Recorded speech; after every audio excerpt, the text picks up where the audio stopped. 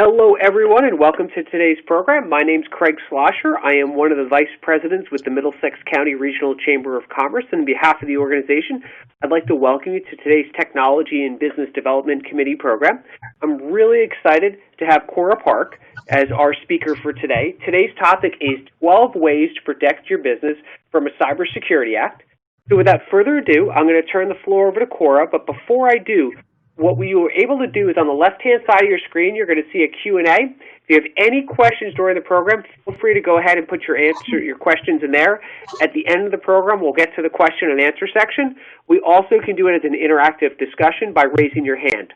Once we get to that point, I'll come back in as the moderator and make sure that we set that up to make it easy for you. But for now, your mics will be on mute. Enjoy a fantastic program. And Cora, the floor is yours. Thank you so much. Oh boy, wow, thank you for that, Craig, and good morning, everyone. My name is Cora Park, founder of Diamond Business Communications, and we specialize in helping the small and medium-sized businesses with their technology, unifying it to get it together. And today I'm going to share with you something that could literally save your business and your bank account. So you're probably thinking, who the heck is Cora Park, right? And Diamond Business Communications. Well, we're a business with a big mission, and that mission is to help small, medium-sized businesses, and of course all the nonprofits, by being their liaison, their technical liaison, right, for access, knowledge, and first-class support. So imagine if you had all three of these things. Access to the best products to help you and your staff go faster. The knowledge itself to allow you to grow faster, be faster than your competitor, giving you that upper edge. So, that's what we look to do, and, deliver all that with first-class support. Hey, what more could you ask for? So very excited to be here. I want to thank the Middlesex Chamber. Their goal, obviously, is to help all the small, medium-sized businesses as well. So, hopefully today you will walk away gaining some knowledge, and that's why we're all here. So let's get this going, right? All right, so what we're going to cover today. So we're going to cover the number one security that is in your business, okay? Antiviruses and firewalls, they just don't cover. They just don't do it. Of course, the shocking truth about the bank fraud, that could wipe out your account, and why firewalls and antivirus just aren't enough.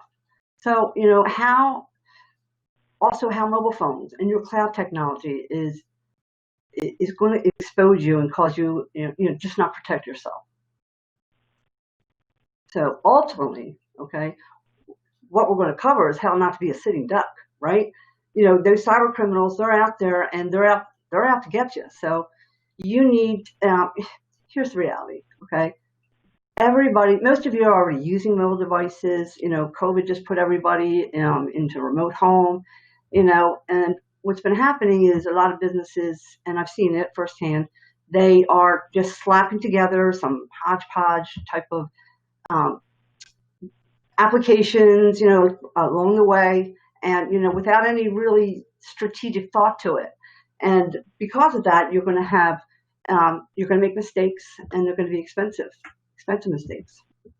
I just recently hung out with a client, in fact, it was like a week or so ago, who, and he's an IT director, okay? He has over 300 employees, and he was telling me on the phone that his CFO went out and bought an HR platform, and, he's all ready to sign the deal and pull the trigger, but, at the very last 11th hour, he asked them, hey, what do you think about this platform? And of course, the first thing out of his lips is, well, they're going to sign a HIPAA, business associate agreement, and he's what, and here they couldn't do it. So these are the things we're going to cover today, things you need to know. So buckle up. But one thing, just so if you hang in there with me, I know everybody, sometimes in webinars, they're working, they're busy, and they're listening in the background. But you really want to pay attention. And if you hang in there to the end, I'm going to show you how you can get a security audit for your own business. And I'll even go so far as a mobile device management policy, custom customizable that you can do for your business. So hang in there. Oh, a little too far. So what I'd like to start with is, this is Andrew Grove. Okay, he is the former CEO of Intel. And this is his quote, and I put it in there because this quote is the whole context of what we're going to speak about today. You know, the biggest danger is your complacency. Success breeds complacency. Complacency breeds failure. Okay, only the paranoid survive. So that's why, you know, you really need to be, you know, think about it. If you are, if you've never been breached, if you've never lost any data, and you really haven't been hurt by this so-called cyber scenario, you probably consider yourself a success, right? It didn't happen to you. But if you stand on a highway, in the middle of a highway, and you didn't get hit by a car, would you keep standing there just because you didn't? I don't think so. So again, this is a really important focus. That's why, you know, I thought I would start you out with that. But to get you real started, this is what we're going to do. I'm going to give you a quick overview of the sophistication and proliferation, I tried to say that a couple of times, right, of the cybercrime business. Everybody here today, ladies, gentlemen, you know, whoever's on the line here, make no mistake, okay? This cybercrime is a business. It's a very big business. It's a lucrative business. And these guys, these cyber rings, they are very sophisticated, okay? They're well-funded, okay? They're organized. You know, they are the new mob, if you will, okay? But unlike you and me, okay, the difference is they don't follow any rules. Let me show you. In order to show you, I got to go back, right, to like the evolution of crime. And I get very, you know, caught up. So, Craig, you just chime in anytime I'm going like off, you know, a little crazy. I'll fall off my chair, you know. Corey, you'll be fine. I don't know if you know this, but I was a history major in college, so I enjoyed the history. If you don't know where you came from, you don't know where you're going. So go for it. Absolutely. Okay. So the evolution of crime. Think about it. Back in the days of cowboys and Indians, right? I want to rob somebody. I want to stick somebody up. I just buy a gun. I get a knife. You know, I hide behind a bush, right? And I wait for somebody to come around and stick them up. Okay. And if I robbed them and I didn't get caught, I'm a success. Yay. You know. So, but like again, like you and I, you know, business owners, you know, we want to think about, how am I going to grow my business? I can't be sitting behind a bush all day long. So, and of course, technology always comes in and helps the criminal. Along comes trains. So now we have these trains going, you know, across the country. They're in uncharted course lands, right? And now if I want to rob 200-300 people at a time, I'm going to jump on that train. Because number one, everybody on that train can afford it, right? They're rich people riding on that train. And number two, there's no police, there's nobody monitoring it, there's nobody there. So now they've increased their business, they're growing their business. And you fast forward to today, right? Today, all you need, okay, if you want to rob 100,000 people, okay, you just need to find a platform, all right? You need a computer, maybe some software, and you're hacking somebody and you're in. So, you know, it's advanced technology. That's where we're at. And, you know, it's just so simple. And you really need to be on your guard because, like I'm going to say many times, we are at war, okay, with these cyber criminals. So you need to protect yourself. I mean, does everybody remember this? You know, the J.P. Morgan scandal? No, scandal, okay, robbery, highway robbery. 80 million households, right? 7 million small and medium-sized businesses. And this was right on the tail end of at Home Depot, 40 million credit cards, right? It is just incredible. This was, without a doubt, okay, hands down, the largest heist in mankind of its kind in one full swoop. And it was, you know, either, and they still don't know if it was one group or one person, but, you know, hey, criminals are on this now. Low overhead, they're doing it. So, and then what do they do with that? It goes underground. It goes to the black market. So you can't forget about that, and we are going to cover that as well. The black market is an underground, thriving business, just like it is to rob it. Here's where they, it's like a pawn shop. They steal their stuff, they take it here, and your information is so valuable. It's so incredible. Just look at this list, right? Credit cards worth $2 bucks, $90. iTunes accounts, physical credit cards, and I don't even want to get into the human factor of it, but it can get really dark and scary down there. And your data ends up there, it's open game, and anybody can do it. So it's really important that you're aware of all this. So in order to protect yourself, you need to be aware. I hope that makes sense. Now you're probably sitting there, well, I'm not JP Morgan, I'm not Home Depot, I'm not Panera Bread, I'm not Today's News, right? I'm too big, right? Wrong, okay? No, not at all. I want you to realize, okay, that 1 in 5 small businesses, okay, falls victim to a cybercrime. You, my friend, are the low-end fruit, low-hanging fruit. I like to think about it myself. Like if I have a business, right, and I'm selling, 2 different types of products. One is a long sale. JP Morgan's and Home Depot's, they have the most sophisticated technologies to protect them from cybercrime, okay? But they're still getting hit. You don't, okay? So long, okay, is a long sale, right? So they'll get in, it's just going to take them a little bit longer. You, the small, medium, and me, okay, we're the short sale. They're going to get it. And, because half of all cyber attacks are aimed at us.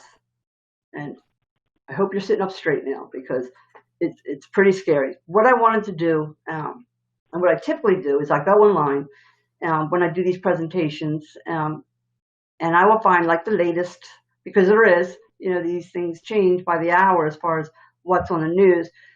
So I went to my typical New Jersey consumer cybersecurity and communications site, which I'm there all the time, and I'm getting their feeds. So I pick a few, just to share with you, so that it feels a little closer to home. I encourage you to go there, but you probably don't have time. There was so much. I was so surprised because it wasn't as many as the last time I looked. So there was no way I was going to sit here and go through it all. So I just threw in the top one, and I put in the URL for you to go there. And I guess in this particular case, the online fitness company, VShred, okay, was hacked, all right, and 1.3 million individual files, okay, are now out there on the dark web, and that was just one, and just trying to get your attention, because even your local SBA, all right, they are also helping you. The chamber is helping you by bringing me here today. The SBA, all right, I found an article to share with you. The URL's up there on the screen. I mean, they're actually putting things into place too, to help, the small business. This quote is right off of their article. How cybersecurity is a big issue, all right, for the small, medium-sized business. So, I encourage you, and I'm glad you're here today, that you're being mindful of what you need to do. So, hey, Cora, just off of what you were going with there, I think there's one really important thing with this with cybersecurity, and it's that no one knows everything, and that you don't realize how much you don't know until you actually get into it. So one thing I would always encourage everybody, especially as you're going through this and getting into some of the detail on things, is think of questions that you have and feel free to share them with us, because if you have that question, somebody else does. And one reason why these programs are so important is to get that open thought and that communication out there, to open your eyes to things that you maybe didn't know, so that you can be more aware and be better prepared for your business. And that's why we appreciate having internal expertise with our membership, especially with such an outstanding job you're doing with this. So thank you so much, Cora. Awesome. Yeah, absolutely. Just keep throwing those questions in the chat, and, we'll get to them. So Anybody want to speak in the chat? Anybody want to take a stab at guessing what that number is? You just throw it in the chat. If anybody has an idea about that, we'll give it a couple seconds, and you let me know, Craig, how if we have anything. If we don't, I'm more than happy to share you with what it is. I don't see anything in the chat right now, but that's not unusual for us. Most time at the end, I see a lot more stuff come in. So why don't you go ahead and tell us about the 204 number? Okay, so the big reveal, right? So the reveal is this number is the average cost associated with a stolen record, according to the Ponemon Institute. And forgive me, but I always say Pokemon, but it's Ponemon Institute. All right. When your data is stolen, okay, it's, they go to the black market and just like, breaking it up and they're selling it in all different ways, that's a going rate, for a data of Social Security number, let's say, and not even, credit card information. You saw the previous sheet where it's just a breakdown, what they can get for it, just like any other business. But, one thing I'd like to really make clear and, that you do understand, okay, that's not the, how do I say it? That's not your cost, okay? That is what's on the black market. What you're going to encompass, okay, and what your cost, okay, will add up to is your reputation, okay, gone, out the door, loss of clients, lawsuits, if you have any compliance issues because fines are coming your way, the replacement of the data. Now you got to hire me to come in and restore everything, right? Your downtime, your productivity, just because you're a small business, remember, doesn't mean your customers' information is no more valuable than the Home Depot's information or JP Morgan. I couldn't be more adamant about that. When you get hit by a cyber attack or any attack, okay, let's say, the place burnt down, but, the clock starts ticking on your expense the minute it happens. So how quickly you recover is going to be the most vital thing for you. So, and I wouldn't be doing my job if I didn't put in there that without mentioning cybersecurity insurance, all right, that should be, high on your to-do list, and making sure that you have, adequate coverage in the event that something like that happens, because the plain vanilla ones aren't going to cover you for everything on that list that's right up there now. So where it all starts, okay, and just a little idea of how this goes on. All right, the cyber criminals are out there, and they're constantly writing malware and all types of variants and threat actors, and I can go on and on and on. Okay, that number 360,000, that's probably like 900,000, because as you see, it's dated 2017. Okay, and at that time it was growing 11.5%, but now it's much higher, much higher. It's just it's going crazy. Then there's more stuff to do, right? So think about it, right? You're going to fight off 800, 900,000 malware variants and threat actors. It's like trying to do that with a squirt gun if you're just using antivirus and a firewall. It just can't be done. You have to layer it up. Now, here's your bank fraud. All right, this hands down, okay? The Federal Deposit Insurance Corporation, does not cover you, will not insure your money for a cybersecurity crime. Believe it or not, when I'm in a seminar, lunch and learns, things like that, without a doubt, I have a banker or two in the audience, and, like the hands go up flying, like, yeah, then, we start hearing the stories of, yeah, yesterday this one was wiped out, and, this one just signed over $200,000. I mean, it's incredible, but, the bank only covers you. Now, the insurance, the FDIC, will only cover if the bank's insolvency, or the bank closes. Okay, that's it. Most people think, oh, I'm covered. No, all right, it does not. So here are some tips to help you with that. Okay, and ask your banker. This is what I do. Do you know what I mean? I had conversations, with bankers and, to make sure that we are giving the proper advice. Number one, cancel your debit cards. They are the number one uh, attack, the most, vulnerable, if you will. You've all heard the stories where they're putting little um, devices like on gas stations, ATM, things around. But it's the key to your cash. Don't give it away. So get rid of them. And, at the very least, keep a little spending account, and your bank will recommend that you also have a dedicated PC just for your banking.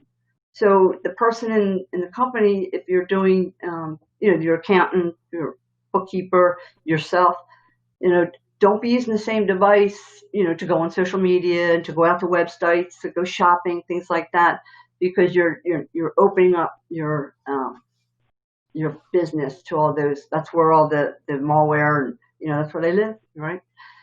Sign up for email alerts, okay, from your bank. What is your number? Know it. If somebody withdraws $100, if you can afford, if that's your number. Require your signature for all wire transfers.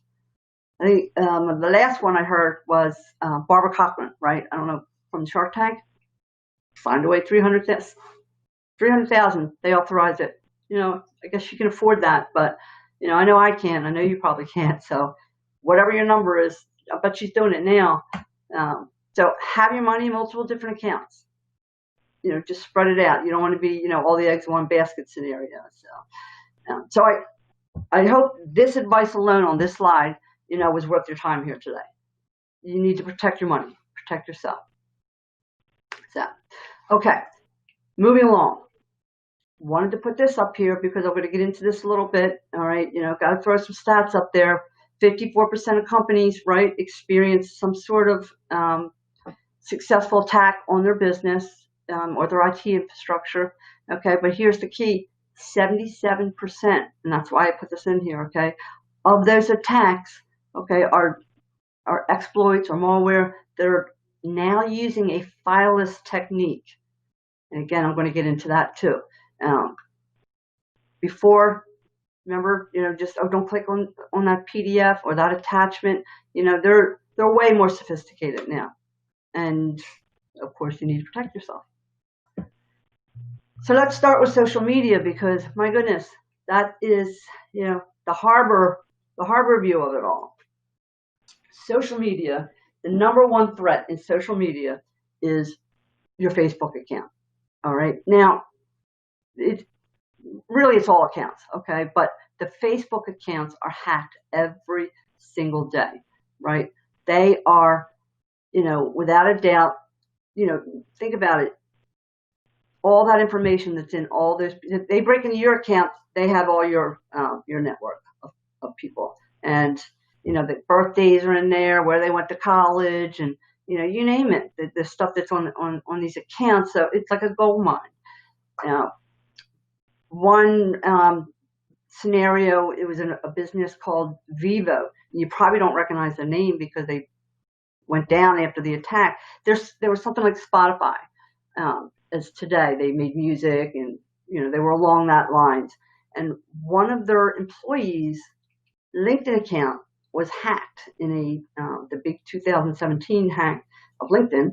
And that criminal, okay, was able to use his credentials, go into the major database of the company and downloaded like 2 terabytes of data and information. And then, he hit the mother lode, if you will, for the black market. So it was a good day for that guy. But these are social media has got to be, the security on social media, number one. Number two, okay, business owners, right, we all need to know the significant loss of the productivity.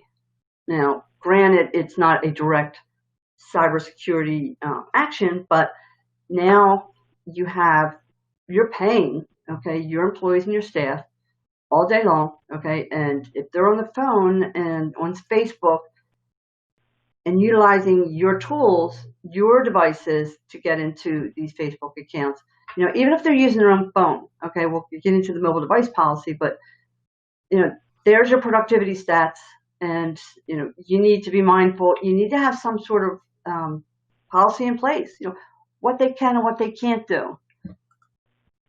For example, number 3, you want your employees out posting things about you? I had to put this one in here. Look at this thing. This teenager, okay, in the Burger King is standing on lettuce, posting on social media. It's an oldie but goodie, but my goodness, it's still happening, but in different ways. Now, can you imagine if you're the owner of that Burger King, the loss that you're going to suffer? Because I'm never going to that Burger King again. They're letting their employees stand in the lettuce in the back and post it. No, just think, with today's environment, you've got all the, you've got political, you've got riots, and do you want your employees posting things, while they're at work in your company? Because, that might be your point of view. You need to have some regulations in place when it comes to social media, the devices, and their posting. So keep that in mind. That mobile device policy will help with that. But here's some tips right now to get you at least, mindful right away, a little bit of a takeaway. So limit transactions to the users, okay, that you can trust. So, in your office, if you will, you're running a social media account, you're posting. Not everybody needs the credentials to your social media account, so you always want to limit who gets the credentials to what. You don't want to give them, you just want to narrow it down so that in the event of a breach, you can at least lock it down to where to look. It shortens the time. Avoid clicking on links, downloading files, obviously, right? And ensure two-factor authentication whenever possible. Security professionals. You should be training employees on what you should and should not do. That's important too. And adopt an automated social media protection plan, perhaps like a HubSpot, Tweet, Deck, things like that, where it's pre-posted, it has a little bit more security controls, and it's just something to think about. And by all means, keep informed, about phishing techniques, because, it's not Nigeria anymore. The king in Nigeria, the prince of Nigeria. So think before you click. So hopefully it take away some information going on here. Okay. Some good points, right? Couldn't get out of this without talking about ransomware. So I'll just start out with this, because we all need to have a little laugh here, okay? One writer once asked, what are literary agents? What is it? What kind of writer pays the most, right? Her answer was simple. It's no fun when I can't hear people laugh, Craig. Somebody's got to give me a chuckle, right? I was thinking we could get a laugh track for a sound effect, but every time I hear a laugh, clapping hands, yay, the bubbles going up and stuff like that. But but that's just sort of what's happening in the cyber crime world. Sensitive data. This is an old snapshot of the CryptLocker, and I use that because it's kind of like the Kleenex, the tissue, the copier, the Xerox. People think CryptLocker when they think ransomware, but typically what your screen's going to look like is that, and you don't ever want to see that. And the clock starts ticking, and what's going to happen is they're going to put right on there, we want 10,000, 20,000, whatever the number is, and you've got 24 hours to pay up or lose up.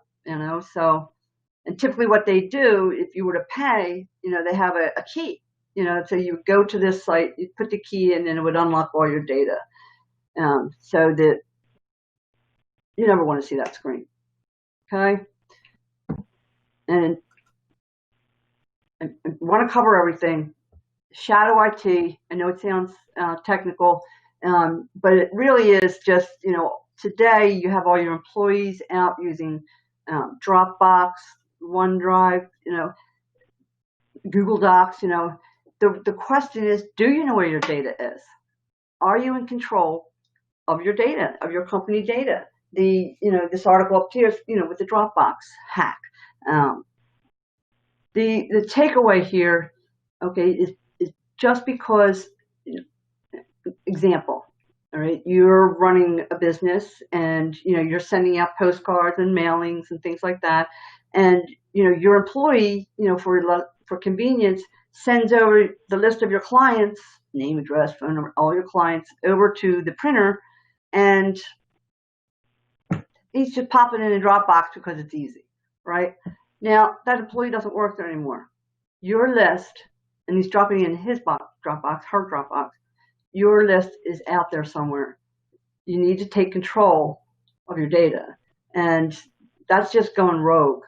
So that's why it's important to know, and have policies in place with your employees, where they can store and not store. Don't be putting things in their personal Dropbox or personal OneDrives or Google Docs. No, you have to have somewhere that you have control. So keep that in mind, right? Because obviously the frontier, is mobile. It's not going anywhere, right? All our employees, are using accessing company emails, their laptops, their you name it, okay? And even with the pandemic, with COVID, running home, a lot of rules, loose rules going on around now, but you really need to reel it in and get back on track with security and just, what's going on. You need a kill switch, if you will. Do your employees even have a password on their phone that they're getting your email every day? So, things to think about, right? Just want to throw this as an example of a mobile computing danger. Okay, everybody's familiar with Verizon. Okay, we're all in New Jersey. They were finally fined $1 million or something. I think it's $1.1 million for a HIPAA violation, which was a data breach, was a result of an employee leaving a laptop in the back of a car. Okay, so yes, they're the big ones. But do you have a laptop? Are you leaving things in a car? Can you wipe it out if that does happen? So that's the big question there. All right. Now that I got you all worked up, it's let's learn how to protect yourself. So buckle up and we'll get started. You need to know about RMM and being proactive. Proactive IT matters, and believe it or not, as I'm speaking this slide, is an oldie but goodie. All right. Your question is, just like that little computer saying, is am I up to date? All right, because proactive management has many layers to it. It's all about, and it's hard to narrow down just 12. All right, but I'm gonna try.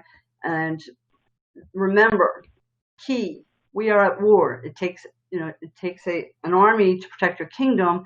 Think of land, sea, air, intel. That's what's going on to protect in a war. You need to think about that for your business. And it's part of a layered strategy, and it starts with an RMM platform to get that going. And typically here at Diamond, it's a Diamond Eyes. What better name for it? And what it actually does is, and what an RMM will do for you is it continuously flow and monitors. It does the patching, the updates on all the workstations, all the servers.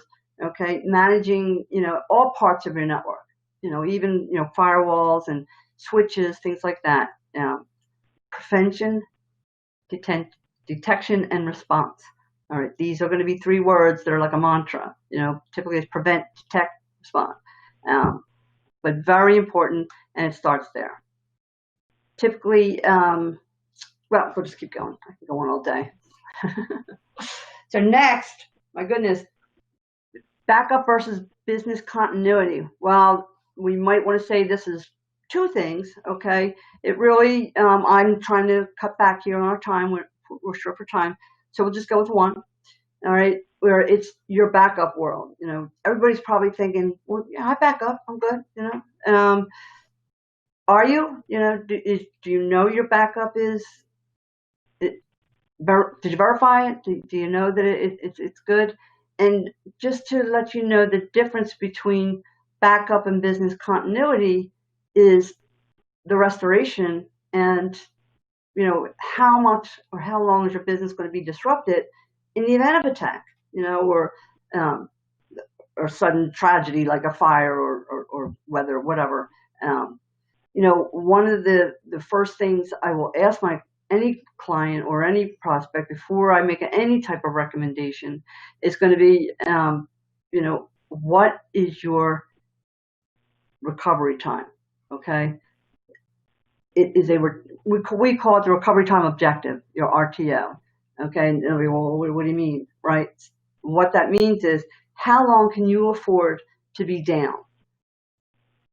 For example, a hospital, doctors, they can't afford to be down at all. Okay, they need to be like immediate. Okay, so they need a continuity plan that's going to get them up and running immediately. A plumber, a hairdresser, they could probably get a couple of days. Okay, if that, and you have insurance companies, they got to bill left and right. Their billing stops, so the clock starts ticking when an event, a disaster happens.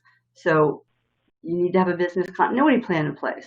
And that, if your current IT person is not asking you that question, what is your recovery time objective, then you need a new vendor, okay? Because that is key to what type of backup you have in place. There's many. So just questions real quick you can ask yourself. Have you ever experienced a data loss? Are you complacent, right? Are you able to recover your full environment? Do you know? Have you determined how long you can be down your recovery time objective? Okay. And is that methodology meet your compliance needs? Everybody's going to have some sort of compliance. All right. And is someone monitoring your backup? So questions you need to know. And, that's right up there on our list. Moving on, okay, wouldn't be doing my job if I had to talk about these devices. I know nobody likes to hear it. I was like, what is it? What? Firewall, gateway, security, and SIEM. I need to touch on these because, the firewall is the entry into your business.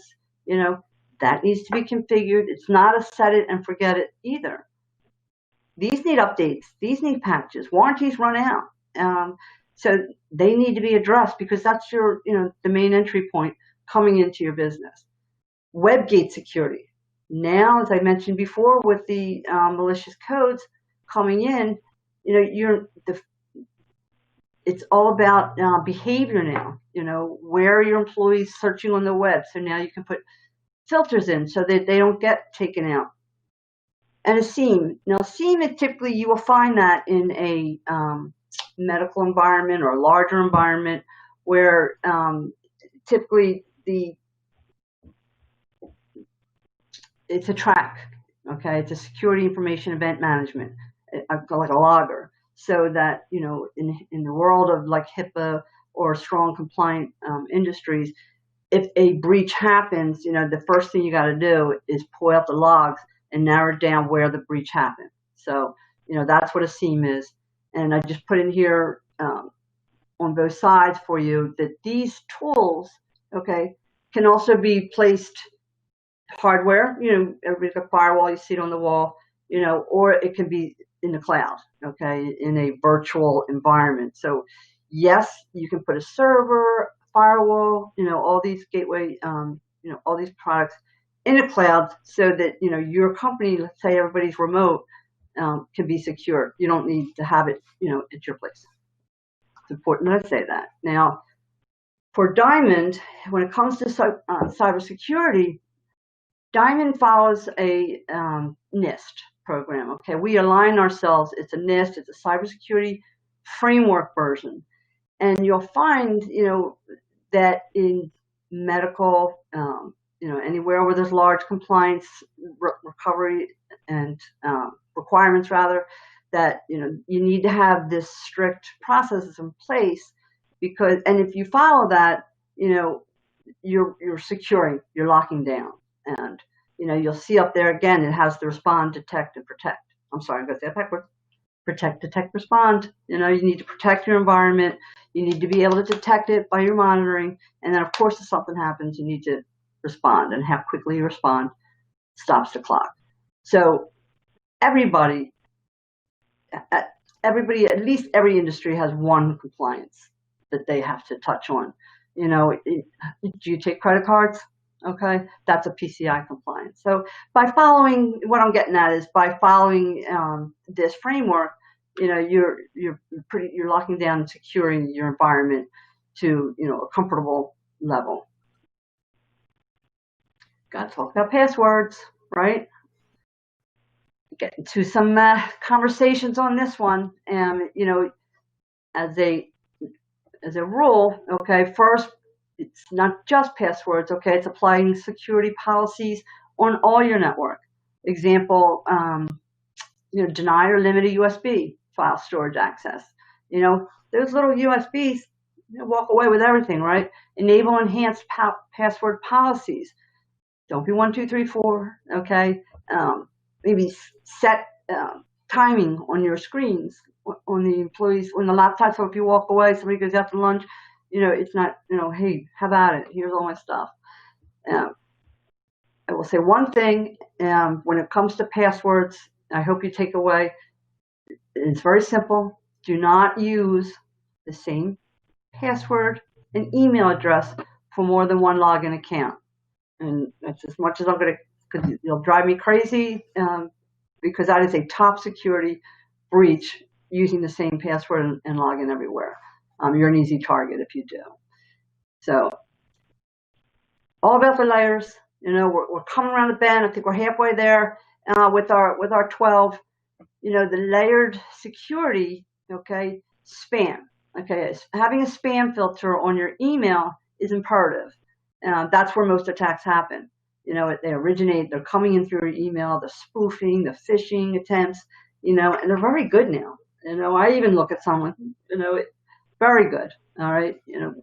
Typically, you need to have some sort of filter, designed to, reduce that spam and minimize your exposure.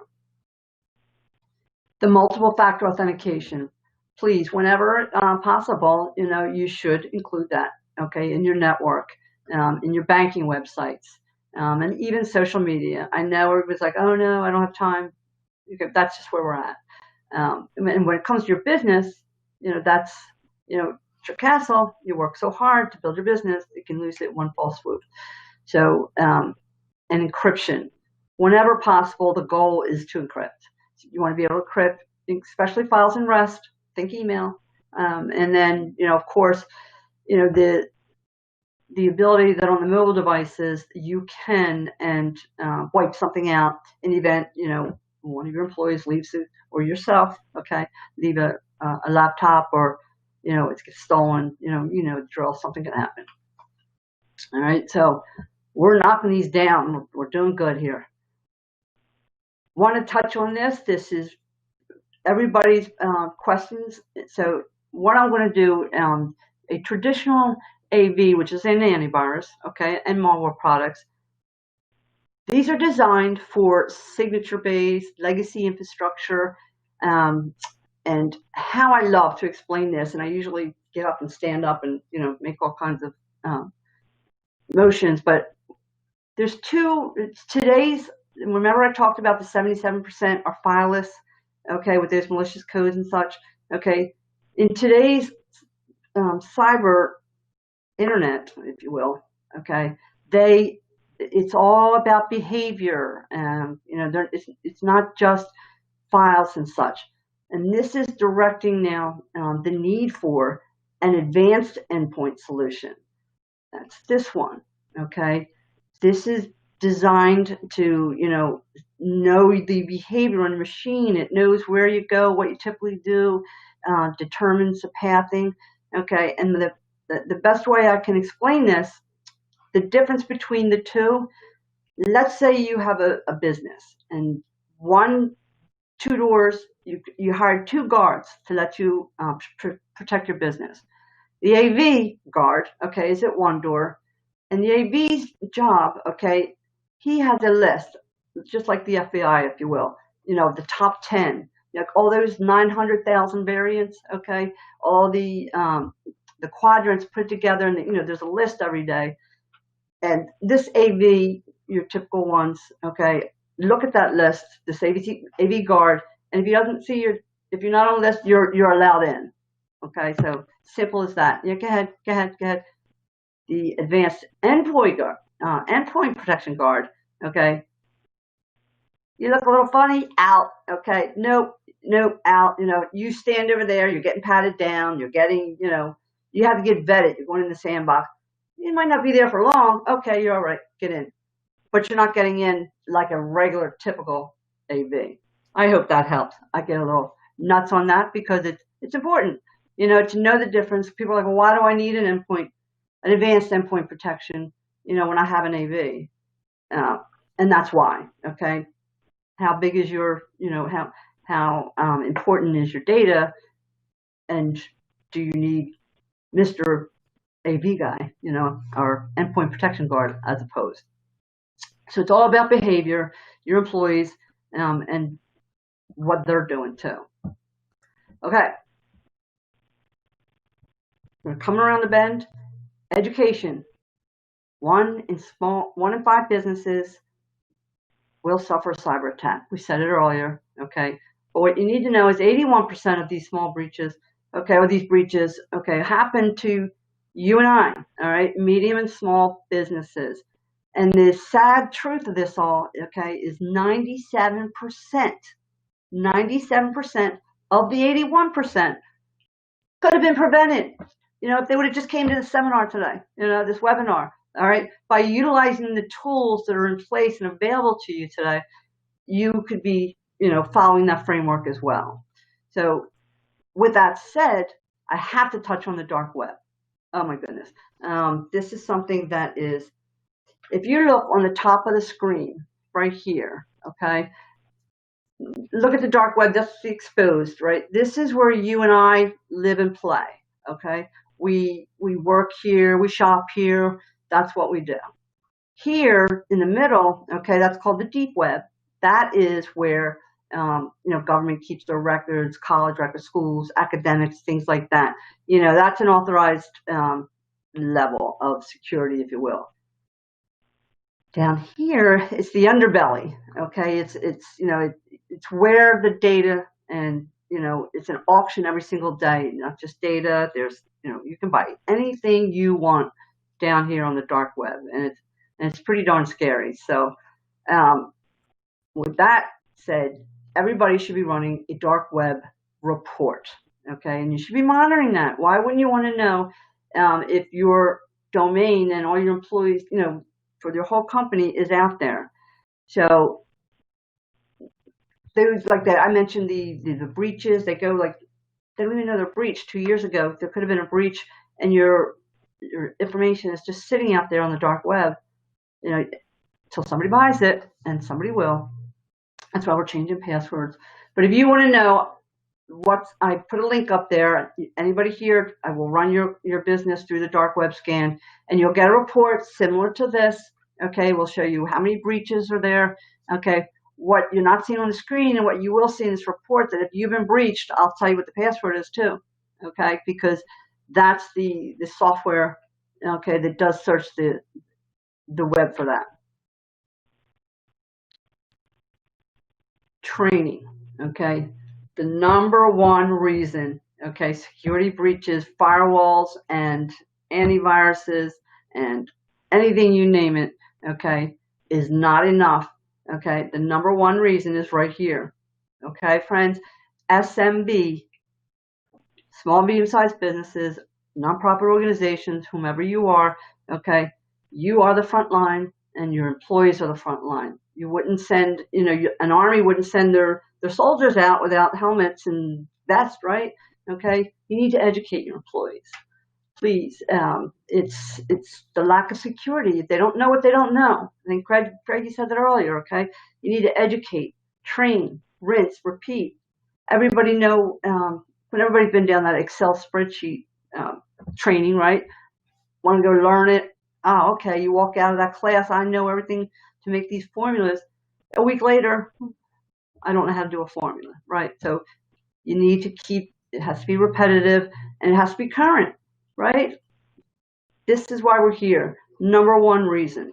And I'm sure that, with this too, I should have mentioned, in an education platform, that it also provides, phishing, what the latest scams look like. It's teaching your employees what to look out for. So you want to arm them. They're your front line, and that's your number one reason right there. So, okay, how many people are scratching their heads? Right? What am I going to do?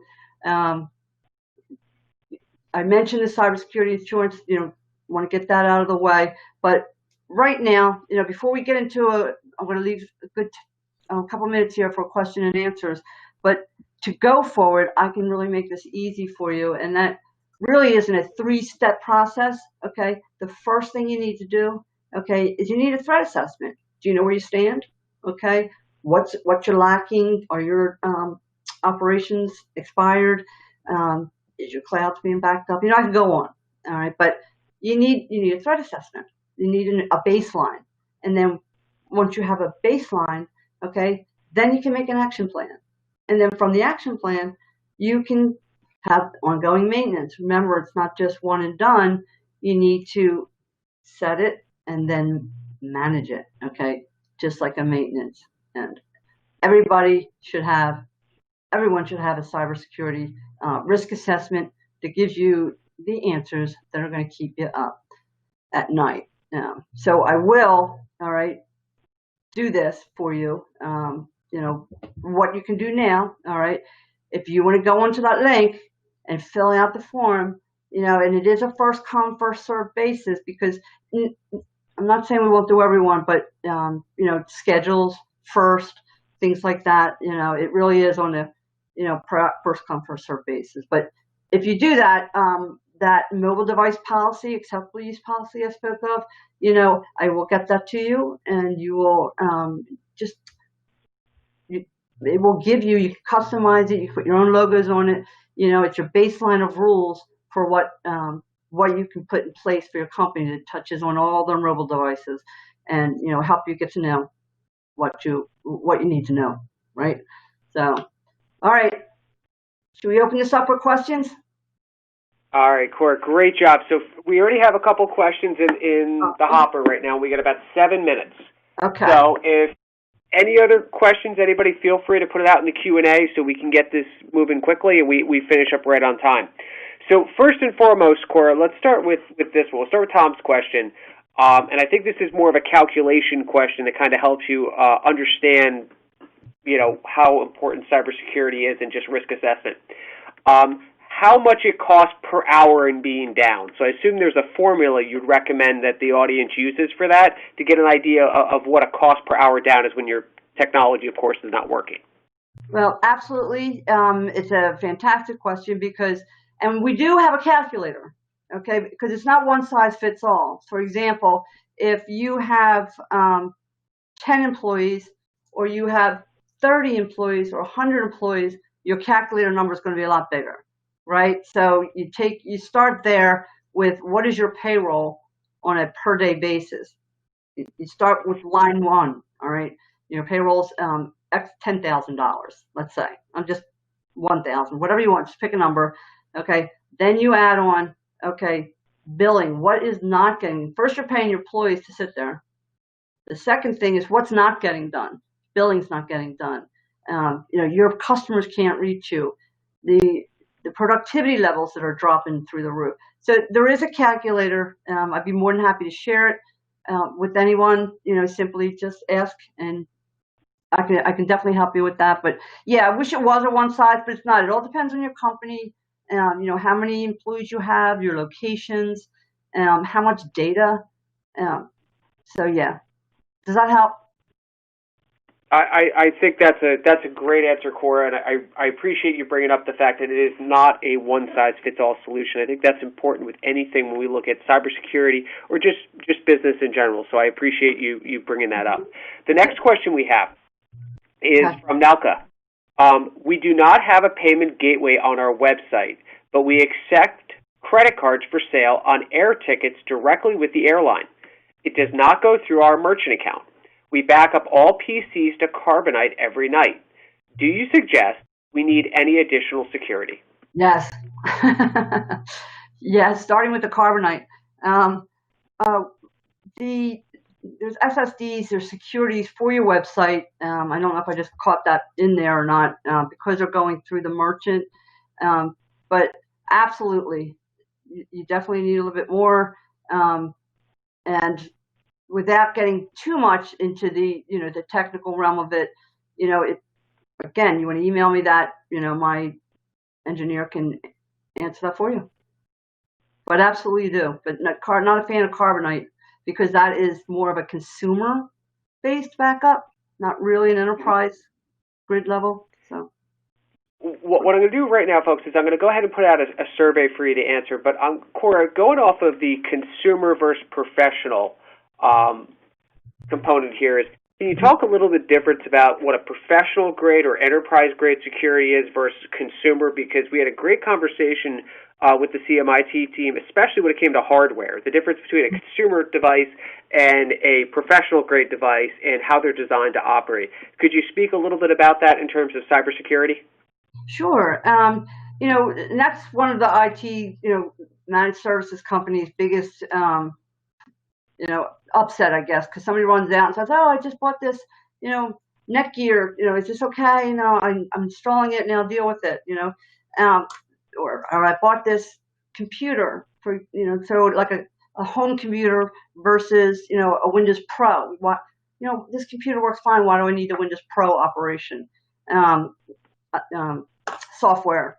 And there's a big difference, because in that scenario, the integrations between line of business applications, okay, in a home operating system, you're going to run into trouble. The integrations aren't there.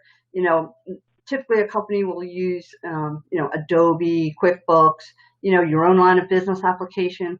And, those things, are on an enterprise level, and their coding is enterprise level. So, you will run into difficulties slowing down. Things don't work in that scenario. When it comes to devices like the firewalls or switches, things like that, you can go cheap, okay, but then they don't have the filters and the configurations that go with them either. So it gives them a lot of different ways.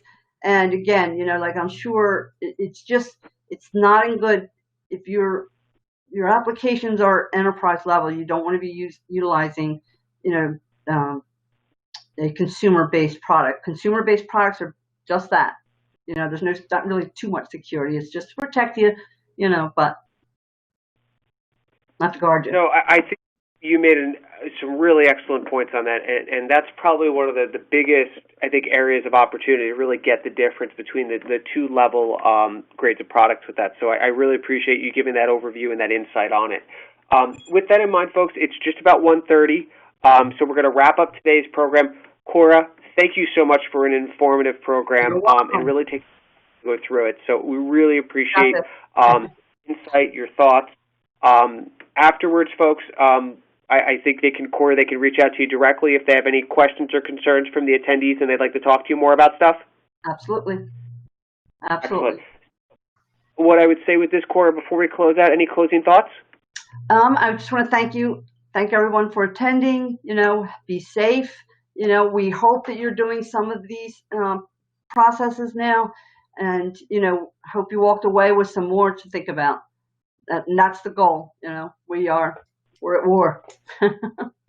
Have a great day. Awesome. Thank you so much, Cora. And folks, just so you know, after the program, I'm going to go ahead and send you out a link. We are doing a special buy one, get one free for our Tuesday programs. We have Meet Your Elected Leaders with Senator Patrick Digan, and we have our Summer Soiree evening networking program hosted by our Women's Leadership Committee. So I'd encourage you, go ahead and sign up. The promotion will go through Friday. So make sure you take advantage of that. It's a special way to keep things moving during the summer for everyone, which I know we have a lot of excitement about. And tomorrow we have our Global Opportunities Business Summit with the Princeton Chamber that we're looking forward to. So always things going on, always new opportunities, but also, too, always great learning experiences to help make us better and more capable. And a special thank you again to Cora for doing that for us today. So with that said, everyone have a wonderful rest of your day. Have a wonderful weekend, and we will see you soon. Thank you for being part of the Chamber. Take care. Bye.